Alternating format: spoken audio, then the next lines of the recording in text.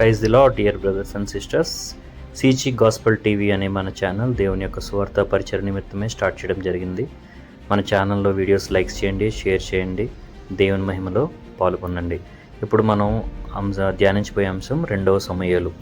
ఈ 2వ సమూయేలు అనే గ్రంథం మొదటి సమూయేలు గ్రంథంలో మీకు చెప్పినట్లుగా ఎవరు రాశారో తెలియదు, కానీ ఈ మొదటి సమూయేలు 2వ సమూయేలు ఎప్పుడు రాశారు అనేదానికి సొలొమోను మరణించిన తర్వాత రాసి ఉండొచ్చు అని యూదుల యొక్క నమ్మకం. ఈ సమూయేలు మొదటి దాంట్లో 2వ సమూయేలు గ్రంథాల్లో ఉన్నటువంటి ముఖ్యాంశాలు మనం చూసినట్లయితే, అసలు యూదా ఇజ్రాయేళ్లపై దావీదు ఏలుబడి ఎలా ప్రారంభమైంది ఇక్కడ మనం చూడొచ్చు. అలాగే దాని విజయం, అలాగే పేరు ప్రఖ్యాతులు, దావీదుతో దేవుని ఒడంబడిక, దావీదు చేసినటువంటి పాపం, అలాగే అతనికి వచ్చినటువంటి శిక్ష, ఇలాగ మరెన్నో విషయాలు ఈ యొక్క 2వ సమూయేలు గ్రంథంలో మనం చూడొచ్చు. అలాగే సౌలు యోనాతానుల మరణం గురించి దావీదు వినడం, అప్పుడు దావీదు పొందినటువంటి బాధ, అంటే దావీదు యొక్క విలాపం మొత్తం మనం 1వ అధ్యాయం 17 నుంచి 27 వచనాల్లో మనం చూడొచ్చు. అలాగే దావీదు యోధాలో తన పరిపాలన ఆరంభించడం, అబ్నేరుతో యుద్ధం, హెబ్రోనులో దావీదుకు పుట్టిన కుమారులు, అబ్నేరు దావీదు పక్షంలో చేరడం, యోవాబు అబ్నేరుని చంపడం, సౌలు కుమారుడైన ఇష్బోషెతు హత్య, దావీదు ఇజ్రాయేల్ మీద రాజు కావడం, దావీదు జెరూసలేం వశపరుచుకుని దానిని తన సొంత పట్టణంగా చేసుకోవడం, దావీదు ఫిలిష్తీ వారిని ఓడించడం, దావీదు మందసాన్ని జెరూసలేంకు తీసుకురావడం, దేవాలయం కట్టాలని దావీదు యొక్క కోరిక, దావీదుతో దేవుడు చేసినటువంటి ఒడంబడిక, దావీదు చేసినటువంటి ప్రార్థన, దావీదు చేసిన యుద్ధాలు, అతని అధికారాలు, యోనాతాను కుమారుడైన మెఫీబోషెతు పట్ల దావీదు చూపించినటువంటి దయ, అలాగే దావీదు అమ్మోనీ వారిని, సిరియా వారిని ఓడించడం, బత్షెబతో దావీదు చేసిన పాపం,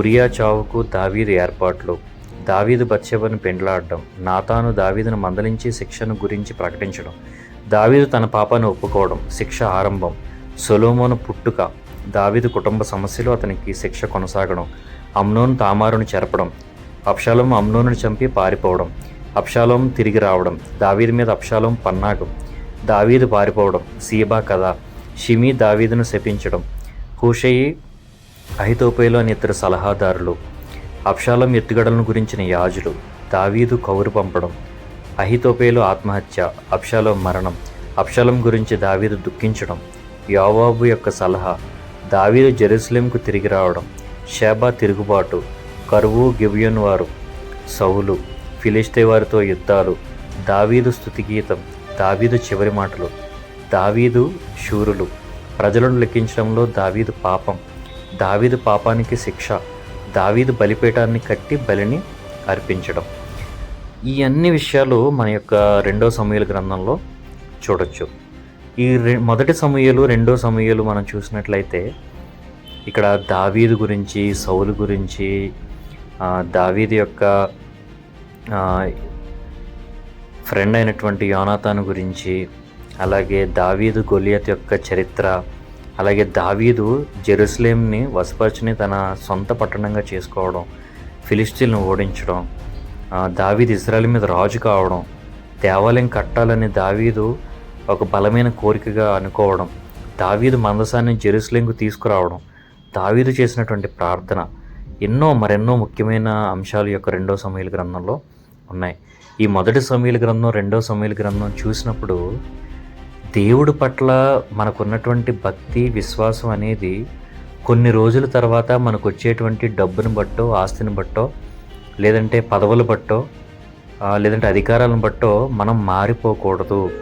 ఎల్లప్పుడూ దేవుడి సన్నిధిలో దేవునితో మనం ఒకే రీతిగా ఉండాలి అనే ఒక చక్కటి గుణపాఠం ఈ యొక్క మొదటి సమూయేలు, 2వ సమూయేలు గ్రంథాలు చదివి మనం తెలుసుకోవచ్చు. ఫర్ ఎగ్జాంపుల్, దావీదు చిన్నవాడైనప్పటికీ గొల్యోతుని చంపడం, తద్వారా తను ఎక్కడో ఉండాల్సిన వాడు గొర్రెలు కాచుకునేటువంటి దావీదు మహారాజు కావడం, తర్వాత మహారాజు అయిన తర్వాత దేవునికి దూరంగా వెళ్ళడం, వేరే స్త్రీని చూడడం, పెండ్లి చేసుకోవడం, దాన్ని బట్టి అతను హత్య చేయించడం. అంటే దావీదు యొక్క చరిత్ర మనం చూసినప్పుడు దావీదు చేసినటువంటి పాపాలు మనకి చాలా క్లియర్ కట్గా కనిపిస్తాయి. పాపం చేయడమే కాదు, దావీదు దేవుడి ప్రవక్త హెచ్చరించినప్పుడు దావీదు దాన్ని ఒప్పుకుని పశ్చాత్తాపడి అక్కడి నుంచి ఎలాంటి పాపం చేయకపోవడం, పశ్చాత్తాపడి దేవుని సన్నిధిలో మరి తన పడక కొట్టుకుపోయినంత రీతిగా, అంటే అంతలా ఉదాహరించడానికి అతను చేసినటువంటి కన్నీటి ప్రార్థన, ఇవన్నీ మన ఆత్మీయ శరీర జీవితానికి చాలా ఉపయోగపడతాయి. దేవుడు ఈ యొక్క పరిశుద్ధ గ్రంథంలో ఇవన్నీ ఎందుకు రాయించి పెట్టాడంటే, నేటి కాలంలో, ఈ ఆధునిక కాలంలో మనం స్టార్టింగ్లో ఉన్నటువంటి భక్తి అది ఉండగా అది మన నుంచి కొద్దిగా దూరం అయిపోతుంది. కానీ దేవుడికి మన దేవుని సన్నిధిలో మొదట ఏ రీతిగా ఉంటామో రక్షించబడినప్పుడు, అలాగే మన ప్రాణం పోయేంత వరకు కూడా మనం అదే రీతిగా జీవించాలి. దేవుని సన్నిధిలో మన విశ్వాసం, మన భక్తి అదే రీతిగా దేవుని పట్ల కనపరచాలి అనేది దేవుడి యొక్క ఉద్దేశం. దేవుడు చేసినటువంటి కార్యాలు అన్నిటిని మనం చూసి అనుభవించిన తర్వాత మరలా మనం ఈ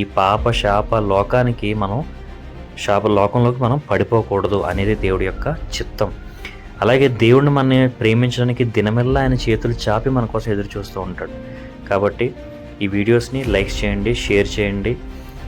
మీ వంతు మన యొక్క సువార్త పరిచయ నిమిత్తంలో మీరు కూడా పాలు పొంది వీడియోస్ని లైక్స్ చేయండి, మరి షేర్ చేయండి.